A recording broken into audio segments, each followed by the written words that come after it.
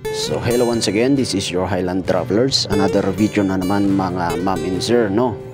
Isang paalala na naman kasi sa pag ganito po yung situation, bibigyan na po namin kayo ng tips and reminders para po hindi po kayo nabibiktima ng mga kawatan. Kasi pag ganito po, di ba umuulan, ganito yung nagiging senaryo natin dito sa may overpass along Maharlika. And alam naman po natin na may mga masasamang loob sa ating lugar. Okay? Hindi po tayo safe sa mga masasamang loob. May mga mandurukot po dyan, kaya binabantayan din natin sila. Ito po yung mga sitwasyon na gustong-gusto nila.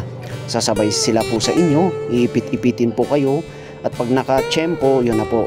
Kaya yung mga mahalagang gamit po natin, kagaya ng bag, wallet, cellphone, ilagay nyo po dun sa pinakamalalim na part ng inyong backpack. Ilagay sa harap. Yung mga sling bag naman ninyo, dapat nasa harap para masecure po natin, nakikita po natin. Huwag nyo pong ilalagay yan sa likod, okay? Mabilis po yung mga kamay ng mga kawatan. Hindi nyo alam na dukutan na pala kayo. Okay? So huwag nyo pong bigyan sila ng opportunity. Buti na lang, may mga tropa tayong nag-a-assist dyan sa overpass at tignan nyo naman. Okay? Nawala yung traffic.